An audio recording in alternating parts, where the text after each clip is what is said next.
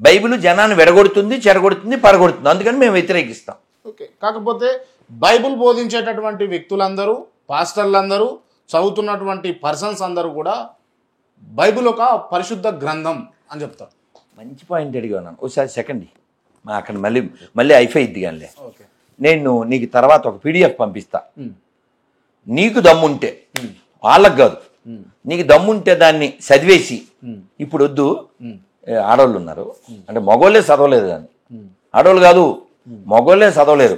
ఎవడైతే పరిశుద్ధం అన్నాడో అతని భార్య నీతో లేదా ఏదైనా వీడియోలో any person who claims Bible is పరిశుద్ధం, బైబిల్లోంచే మేము కొన్ని పాయింట్ తీసి పెట్టాం, వాళ్ళ భార్యతో చదివిచ్చేస్తే చాలు, లేదా వాళ్ళ అమ్మతో వాళ్ళ అక్కతో. నేను చదవలేను, నువ్వు కూడా చదవలేవు, ఎందుకంటే మనం మనుషులం, భారతీయులం కాబట్టి.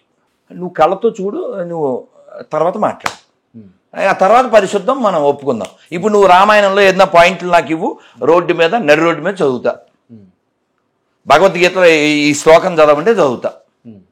వాళ్ళ బైబిల్లో నేను ఇచ్చే పాయింట్లు రోడ్డు మీద చదవమని. మేము చాలా మంది మతం మారిపోవడం రెడీగా ఉన్నాం. మరి వాళ్ళు రోడ్డు మీదనే అంటే మత ప్రచారం చేస్తూ రోడ్డు మీదనే తిరుగుతూ వాళ్ళు ఒక సౌండ్ పెట్టి యుద్ధచ్చగా ప్రచారం చేస్తారు. ఆ పరిశుద్ధ గ్రంథం పరిశుద్ధం లేకపోతే వాళ్ళు రోడ్లకి ప్రచారం చేయంత శక్తి వాళ్ళ దగ్గర ఎట్లుంటుంది? పరిశుద్ధం అంటే మొత్తం పరిశుద్ధం అయి ఉండాలిగా. మేము అనేది అదే. ఇప్పుడు వాడిని ఎవరైనా రోడ్డు మీదకి వచ్చిన వాళ్ళని చదవమని చెప్పండి, పోనీ, మేమేం కాదంటలేగా. వాడి పరిశుద్ధం అన్నప్పుడు చదివేమని చెప్పండి. ఇప్పుడు మీ పక్కన రామాయణం ఉంది, ఆ పక్కన భగవద్గీత ఉంది, ఏ పేజీ అన్నా తీసి చదివేస్తాను ఇప్పుడే. నువ్వు సెలెక్ట్ చేసి ఇచ్చినా చదువుతా.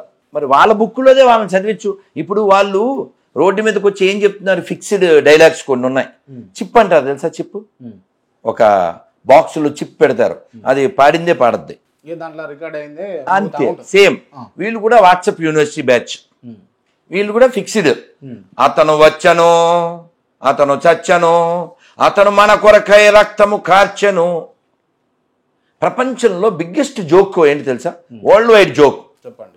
ఒక వ్యక్తికి వివాహమై అతనికి 4 ఏళ్ల తర్వాత 5 ఏళ్ల తర్వాత ఒక కుమారుడు పుడితే అతను 20 ఏళ్ళు పెరిగిన తర్వాత ఊళ్ళో అప్పులన్నీ చేసేస్తాడు. ఇది ఊహించి తండ్రి ముందే ఊళ్ళో వాళ్ళందరికీ అప్పు కట్టేస్తాడు. ఏమన్నా ప్రాక్టికల్గా ఉందా?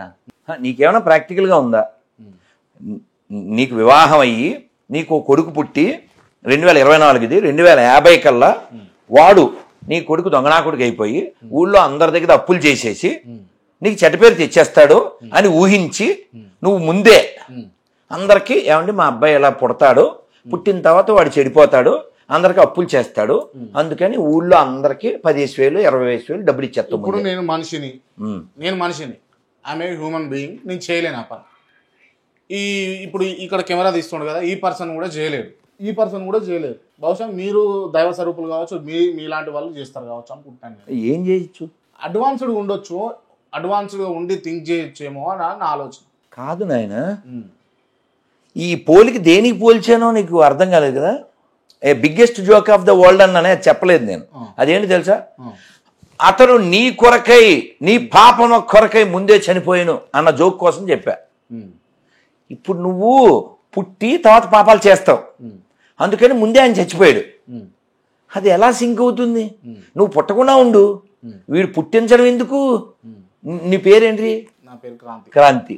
నిన్ను హూ ఆర్ యూ అంటే ఏం చెప్తావు నాన్న? హ్యూమన్ బీయింగ్, అంతే కదా ఆన్సర్. బైబిల్ ఏం చెప్తుంది? నువ్వెవరంటే నువ్వు పాపివి according to the Bible. Right. నేను అంటే సనాతన ధర్మం ప్రకారం అడుగుతాను మిమ్మల్ని.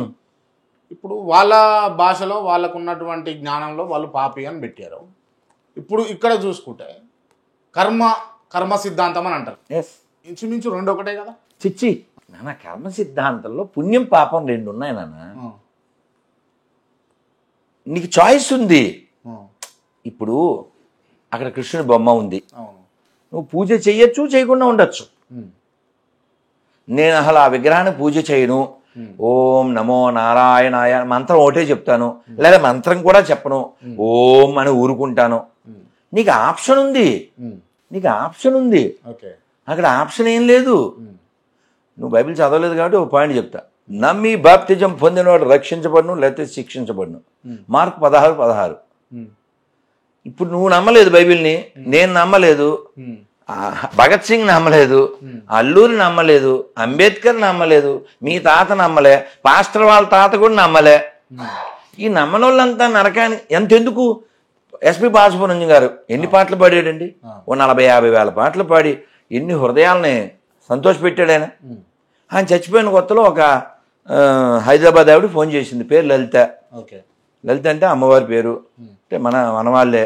కానీ ఆ బైబిల్ ఎక్కడం వలన ఆవిడ ఆ టైంలో నేను అమ్మ మీరు ఇలాగా మరి బాలుగారు చనిపోయారు కదా, ఇప్పుడు ఎక్కడికి వెళ్తారని అడిగా. మరి ఆయన మీ పార్టీ కాదు, ఎక్కడికి వెళ్తారని అడిగా. అంటే కొన్ని పాటలు మాయ కూడా పాడాడు కదా, సో కాబట్టి వెయిటింగ్ హాల్లో ఉంటాడని చెప్పింది. చూసా, మేము కూడా అలాగే నోకున్నాం, వెయిటింగ్ హాల్లో ఉంటారట. ఏంటో ఈ లాజిక్ ఏమన్నా ఉందా? లాజిక్ ఏమన్నా ఉంటే పోనీ మనం కూడా జాయిన్ అయిపోతాం, అదే చెప్పేది నేను.